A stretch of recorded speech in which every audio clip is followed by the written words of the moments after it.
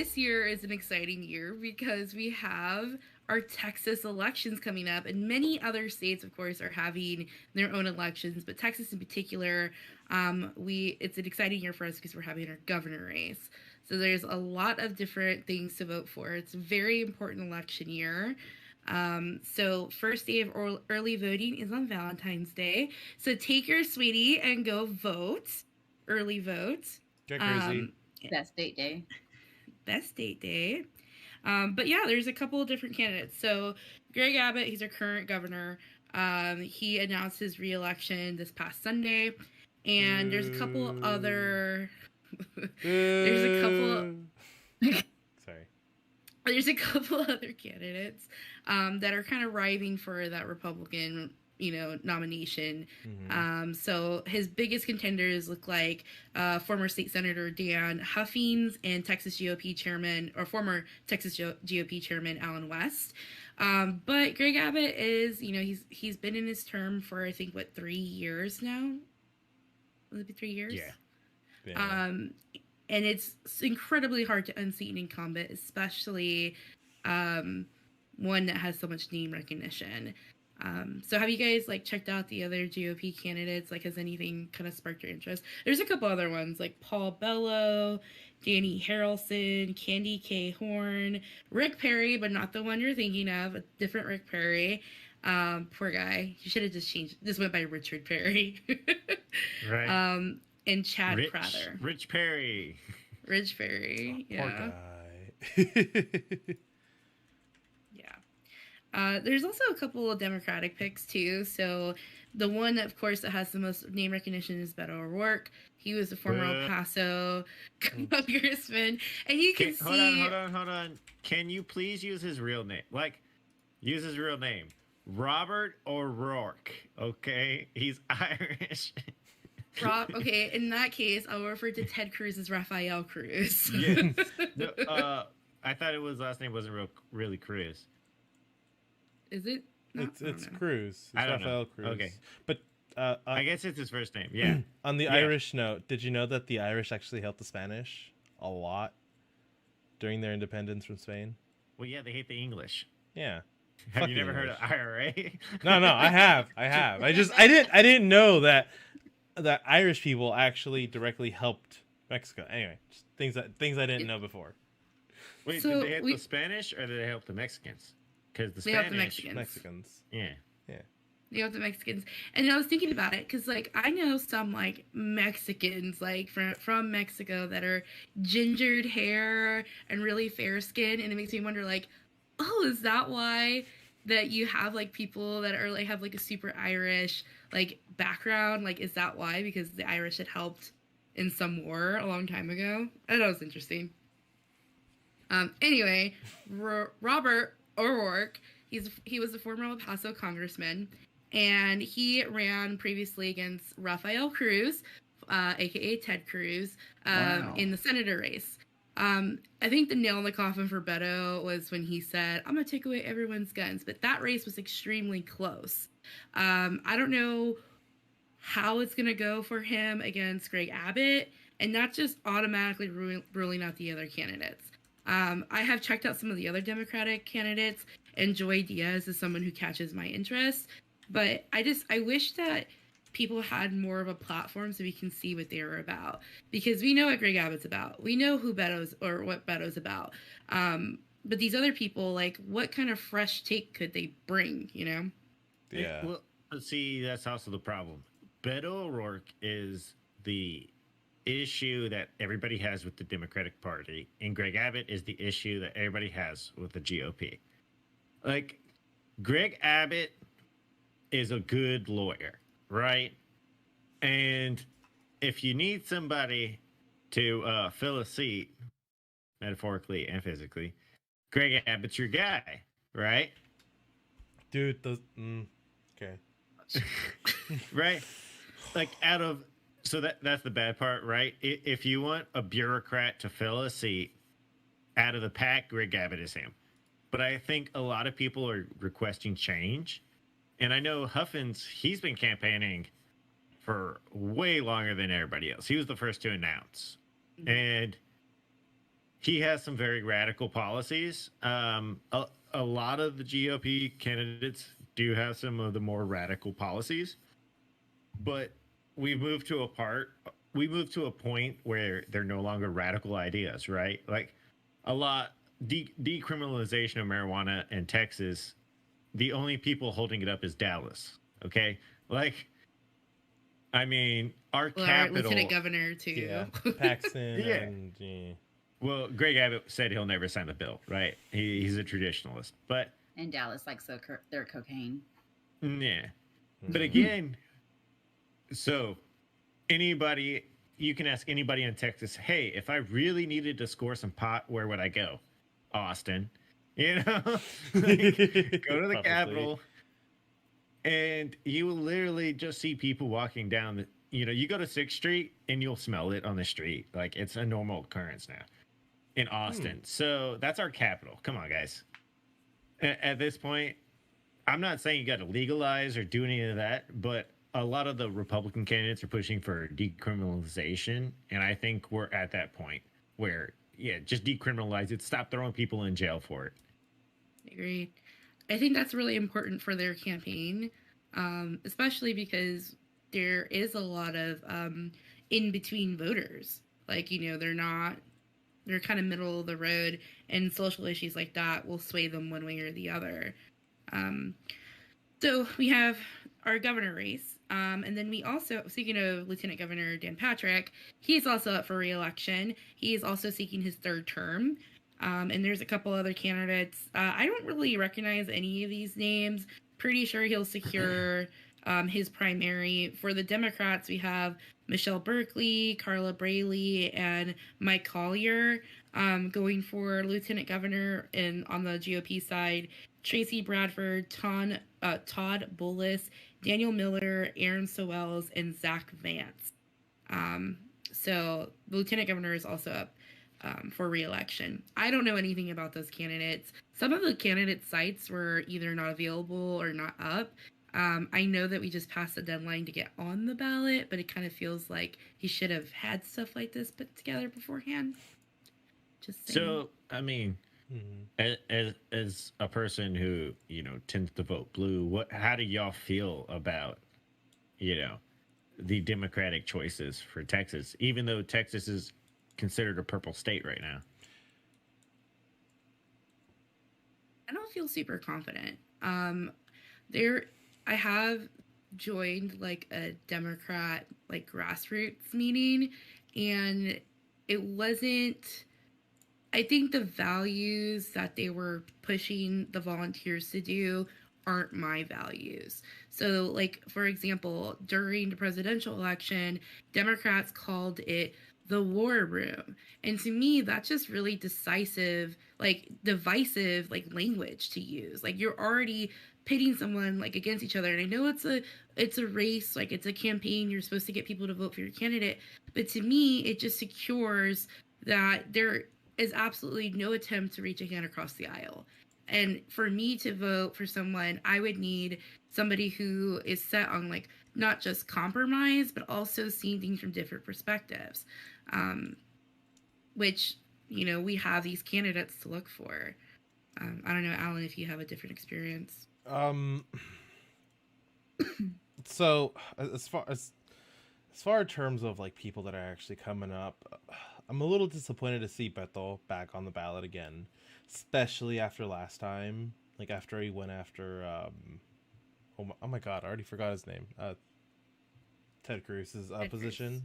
Yeah, thank you. Senator Ted Cruz. Yeah, like my real question for him is what do you want?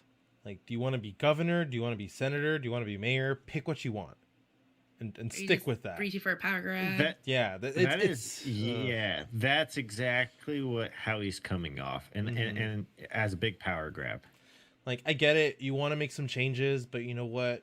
You didn't make it the first time. You going for a different position is just confusing everyone. Let someone else take a crack at governor. You know, well, and not only that, help somebody else. He flipped his position too, or he added to his position. Like after he lost it, you know, he's like, "Let's round up the guns." Like, wait a minute, dude. Yeah. Yeah, that's- that was a nail in the coffin. Absolutely, you can't tell Texans you're going to take away their guns. Like that's just Right. dumb. So, but you got to remember from 2018, I would say when he had his first appearance, right? Till now, how many races has he been in? You know, 3. that alone, he's been in every single one that's been possible. Mhm. And that was like some of the, I guess, I don't know if the desperation at the moment, right? Like who has the name recognition? Nobody does, because It's exactly what it is. when you come down to it, there's no mayor of Houston or mayor of Dallas that will ever rise up to be, you know, a big leader of the state. Austin is a shit show. San Antonio, we're having our own struggles down here. Like I think one problem that we are facing is that all our major cities have Democratic mayors, and we are, you know, a Republican-led state in a way, and that works. That's a good check and balance for us. But also, there's nobody of quality coming up from the mayors, though. Like none of the mayors last more than a term or 2 terms. Yeah, or they go off Yeah. somewhere else. Or to go to Congress for a while. Mm-hmm. What about you guys? Like, will you likely vote for your incumbents? Or I know Puzzled's like more Green Party, but would you vote for the incumbents in like the primaries, or would you try to check out these other candidates? I want to try to check out, you know, kind of everybody, see who's got what going on, what are they actually for, what are they actually against. Because, you know, the website you gave us was really good for like the first couple of candidates. And then afterwards, it's like, oh, here's their party slogan. And this is, it really didn't tell us what they were for, what they wanted to do, or anything. So I definitely need to look more into that. I think my biggest worry with this election is Texas is, you know, definitely Republican state, and, you know, rural areas are always going to show that. But with as many Californians as we have coming in, how are they going to really tip those ballot scales? I didn't even consider that. That's a good point. But you know, you think about it, some of the laws that have been passed and all that, you know, like say Beto gets into the governorship, we're not going to progress any further. We're not going to progress in any way, because all he's going to do is attack and dismantle everything Greg Abbott did, right? So I think Texas is a very big hotbed right now, in the fact that we have a Supreme Court challenge. We're challenging the federal government on a few items. You know, our governor has decided to stand against the president in some big aspects. So I think them pushing a candidate like Beto is showing how desperate they are, because again, Yeah. he has name recognition, but he has a horrible track history.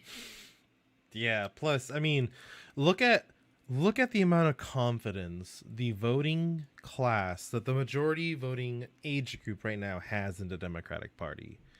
Like it's abysmal. But also you got to remember, the Valley voted for Trump. Mm-hmm. The Valley all flipped for Trump, and that is I mean, name a more Hispanic oriented culture in Texas besides the Valley, right? Like it's always been a Democratic stronghold, and it flipped last election. And I think that's going to show how this election is going to play out. Yeah, that's true. I can see that. Because people don't like the gas prices right now. People aren't liking the food prices right now. Literally, at the end of November, the energy company told us, "Hey, we're raising your rate to the legal maximum." Then last week they said, "Hey, it's a new year. We're raising your rate to the legal maximum again." So on average, about 9% in over 3 months is what our rates were raised. Like, I don't think more social spending and more divisive policies are gonna help move us along in a better path. Well, it's not. It's- Sorry, NJ. It's not so much the social programs that are hurting us. It's ERCOT not wanting to do anything. Well, yeah, no, I'm saying there's a lot of problems on our plate right now. Mm-mm. But if we get a governor in who's going to push to add more social programs on top of what we already are, if we're already stretched thin, we don't want to add more spending on top of it. Yeah, actually, the only thing that I think can help the situation is the legalization of marijuana and like heavy taxation, kind of like not heavy, but similar to Colorado. Yeah, there's this 25%, but Yeah. they put that number right back into the Um, community and schools exactly. too, I think. Mhm. We'll see. Another part that's up for re-election is Attorney General. So Ken Paxton has not been having a really good time. Fuck him. He is part of this high-profile securities fraud indictment and FBI investigation to claims of malfeasance in office. So I don't know too many details about that one, but it may hurt his chances in re-election. He does have some other candidates against him: George P. Bush, Louis Gohmert, Eva Guzman. Democratic candidates is Mike Fields, Rochelle Garza, Joe Gawortsky, Lee Merritt, and S. T-Bone Raynor. So that there's also like I sent this in the chat. So if you're in Texas, I would highly recommend you to go to the TexasTribune.org and look at their election ballot there. Find your district if you don't know what district you're in. Go to the House of Representatives site. You can plug in your address and find out what district you are, so you know who you're voting for. I know personally, like our district, I was like, what? Like, I didn't know that this person was leading me. I thought I was in a totally different district. So definitely check that out. Make sure that you're voting and checking out those candidates. But yeah, early voting goes into effect February 14th. I think it extends until February 24th. Actual election day is May 1st, and that's primaries. And then we get into the election coming closer to November. And I believe early voting for that starts in September. So we have a lot of time. Last day to register to vote is April 1st. So if you're not registered to vote, please register to vote. It's super easy. Stop by your local library, fill out a card, and drop it in the mailbox. But yeah, that's my soapbox for voting. Vote. But Adeline actually asked me a really interesting question, is we were talking about like our candidates and like who we want to check out or who we're interested in what they had to say. And he asked me, what issues are important to you this election? And I want to know, what issues are important to you guys? I'll go Don't first. regress us.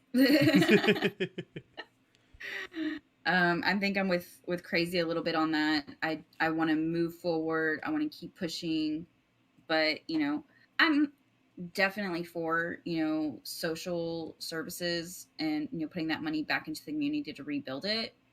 But it has to be in a way that doesn't regress us. You know what I mean? Yeah. That's where I'm at. I'm for somebody who's going to get in and start reevaluating a lot of things. I think there's a lot of laws and a lot of items that we're all ready to update and move forward on. I think Barefoot. Yeah. It's illegal to drive barefoot. Yeah. It's illegal to drive barefoot? Yeah. Mhm. It, like It's you're not. illegal. Oh my god. You're supposed to I have have not- closed-toed shoes. But everybody So, wears flip-flops down here. What the fuck? Yeah, exactly. That's racist. What's up, JW? But there's a lot of those type of issues that seem small but have been adding up. I would say we have seen the whole, critical race theory in schools items. I don't think it's been a big issue here, but there's been some stuff that comes up that seems a little weird. Oh, and no, I don't think. Texas has banned critical race theory from being taught in schools completely. Yeah. Yeah. Well, see, so that's but no, so that's what they say, hey, you can't teach critical race theory, right? But that's not wasn't the issue in the first place. The issue was that they were injecting it into other aspects of study, right? So critical race theory falls into like a psychology study and like those kind of items. And they were trying to force it into math problems or, English assignments. And it was like their way of working items to talk about the subject without talking about the subject, right?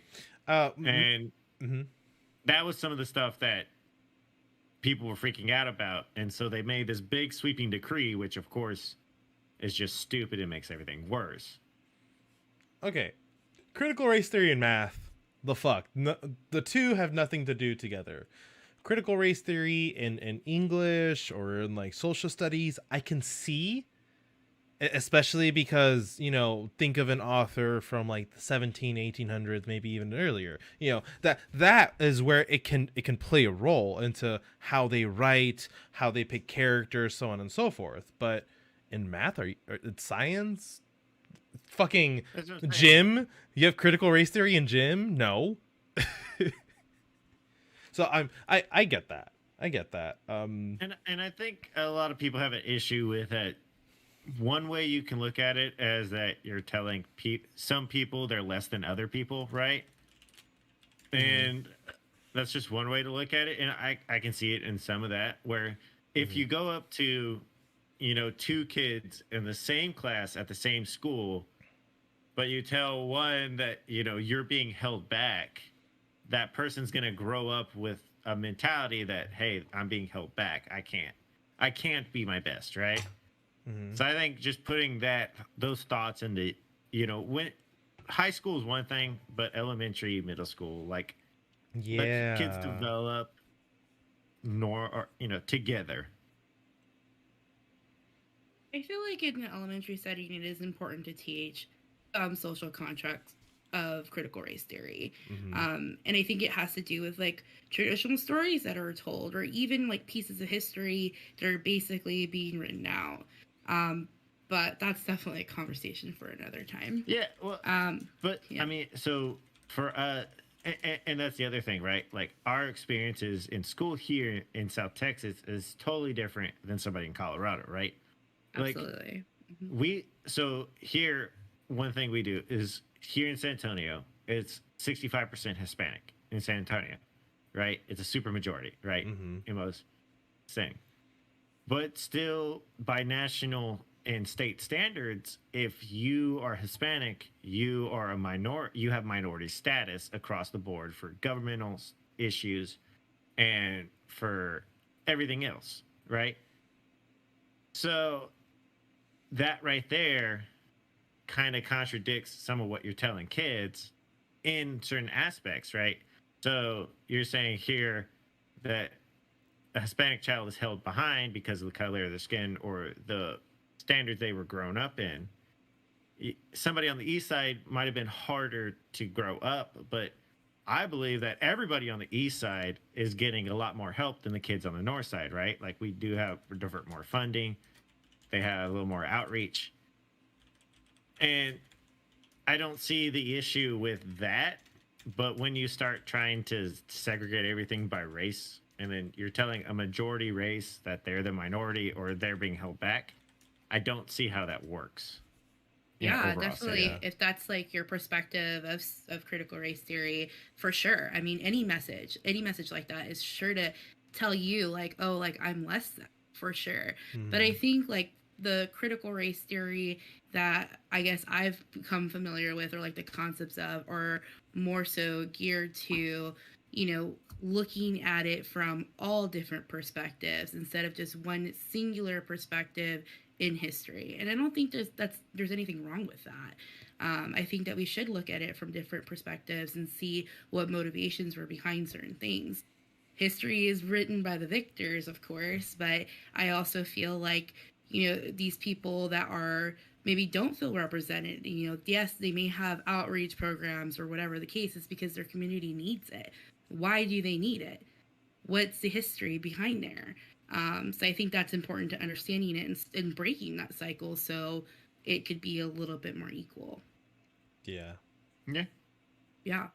I Well, it's mean, I important. just say, like the aspect of having it in schools, it's simple. Let Texans decide what Texans are going to learn. Simple as that. Let's get the national I agree. out of it and let the Texans decide. So let our state elected officials decide on our state elected educational board, right? Like that's a better path than nationalizing the education system.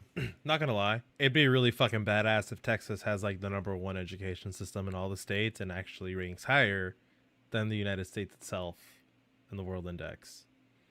But It would be nice.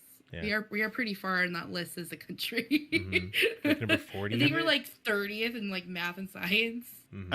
Another awesome thing to see a governor reach out or to push an issue on is Texas is spending a lot of money and they are mandating, like Rick Perry alone wrote that we have to be 25% renewable energies, right? As a state. Mm-hmm. Well, the way they're investing the money into green resources doesn't make any sense. Why not? So the state government gives the money to CPS. Okay. Right. Figure it out. The the one thing that has a monopoly in South Texas. Got it. Yeah. That's a great idea.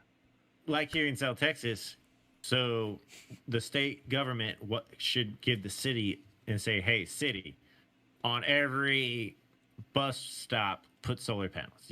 Like any city building we have with open real estate, let's put power there and start letting the city itself be a little more sustained instead of giving the money to CPS and they build some wind farm in East Texas, or West Texas. And it's like, I don't know. I would like to see some more subsidies for consumers and, homeowners. Maybe like more programs to help homeowners contribute to the power grid.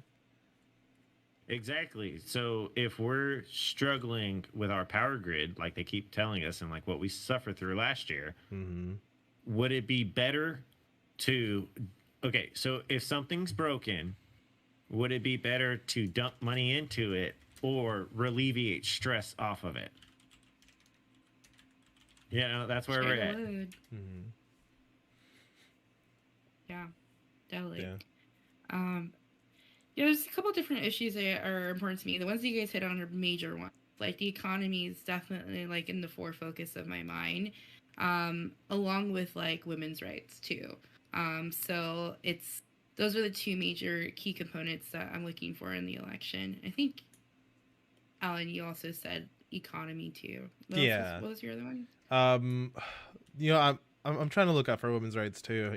Some of the shit that's been going down in the other southern states is just not okay. Especially with the Texas abortion ban. Like, you only get 6 weeks. That doesn't make sense. And I read through it. It's not that you only get 6 weeks, right? So you get 6 weeks after every other version of contraceptive fails you. Really? From what I understood, it's 6 weeks from your initial pregnancy date.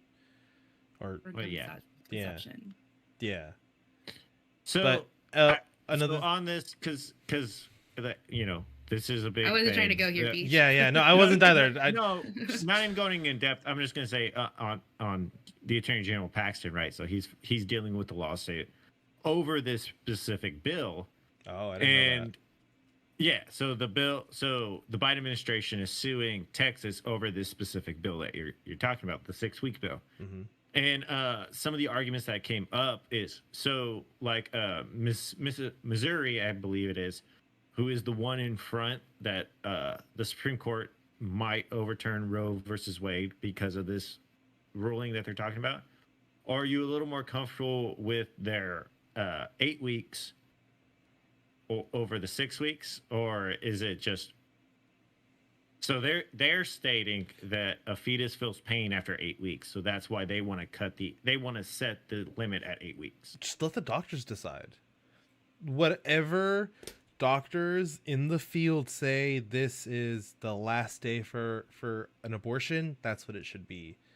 Not something that's decided by lawmakers, something that at least they consult with doctors. But in that right now in New York, you have doctors saying it is okay to have an abortion up to the date of birth. So if you go at 9 months, it is possible in states like New York to file for and get an abortion. For medical reasons, or is that just no? They have whim? They believe in Again, they don't want any restrictions on it. So, well, that's something that I'm looking for. Women's rights and social programs as well as something that I'm looking forward to. But I mean, one thing that you pointed out is that we can't funnel any more money into social programs until we fix the economy in Texas. Bringing more money in too. I think that's the issue. Like our grocery bill, for example. Like our grocery bill has gone up at least $70 in the past year. Like I track all of our receipts and what we spend in groceries, and we pretty much plan this. We plan our groceries, we plan our meals. We've had to make like a couple we can make this meal that lasts over these couple of days, just to like a cost saving measure. And I think a lot of Texans are feeling that belt tightening right now, and I think that's going to be like the forefront of everybody's mind. How can we get the economy back on track? Are my finances secure? Crypto too. Like crypto is a very exciting thing that's coming up, and it's becoming the norm. And like figuring how that plays into everything. We need lawmakers that are savvy and like this, that understand these issues, for sure. So a lot of litigation right now, all things on ballots, a lot of different platforms to research. But yeah, it's going to be a fun election year. I'm really curious to see how, once we get to some debates or maybe, some arguments, because like you said, you hit it. The energy prices are up, housing prices are up, food, cost of living prices are up, everything is up. So everything's up but wages, right? And wages increased for, minimum skill labor jobs. So now they're paying $16 an hour for a cashier at HEB, right? And that sounds good, and that's awesome for that person. But now you got to think of heavily skilled labor jobs where people, work 6, 7, almost 10 years that just to get up to that $20, $25 range. Yeah. Well, with the inflation and everything going on, that $25 range is now back where the $18 range was before. And that's, I think, what's hurting the most. Yeah, I'm stuck there. That coupled with the taxes, yeah. Yeah. I mean, if only we had Google money, right? Just to make settlements and pay people off. If Google like dissolved and like sold everything, we could probably pay to get the economy on track. Hey guys, I'm so sorry. I'll be right back. You got to remember to get the economy back on track, we need about $30 trillion right now. All we need to do, That's a made-up number anyway.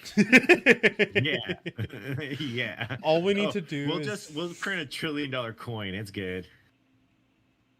Hi, Sylvie. Oh no, he's watching. He's obsessed with screens. Like, so it's only when we play a Switch game in the bedroom, but if it's a Switch game, he'll sit there and he watches the screen the whole time. Damn. That's cute. Like he's watching us right now. Okay, I have an easy solution to our money problem. We take all the servers in Texas, all the Texas government-owned servers, turn them into mining machines every weekend. Boom. Bitcoin, just production of Bitcoin every weekend. It's gonna fuck with our electrical grid, but at least we'll have Bitcoin in the bank. We just need to put solar panels on Marco's roof because we said we are gonna put them in his house, right? That's right. Well, yeah, but no. So it's weird, right? Because we're doing a car dealership right now. So the owner of the dealership is looking at what other dealerships are doing right now. So car dealerships are putting in solar carports. It's like, think about the massive size of a car dealership, right? So car dealership here in Texas have decided that it is cheaper for them to build massive solar farms on top of metal like rails, so it can protect the cars from hail and all the other damage, so the insurance costs go down while they don't have any energy costs, and they can start selling power into the grid.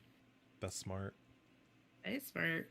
You know, talking about how to get money in Texas, ERCOT opens up the market. So if I put solar panels on my house and I sell my power to CPS and they resell it, I can actually pocket cash. Like, that's what we need. Nice. Money, money, money. Because you think about it. If y'all's landlord could be making money off the top of y'all's house right now, do you think they would? Absolutely. Yeah. Well, that wraps up another great episode. And don't forget to join our amazing and supportive community on Discord. In our Discord, you can find game nights, watch parties, food pics, Dungeons and Dragons, and more. What's not to love about that?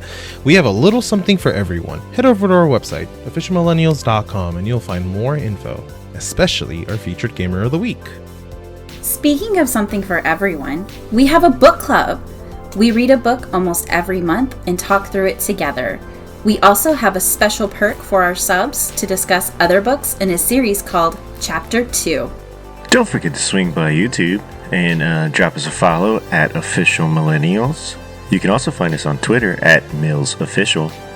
We appreciate all the support, and y'all have a good one.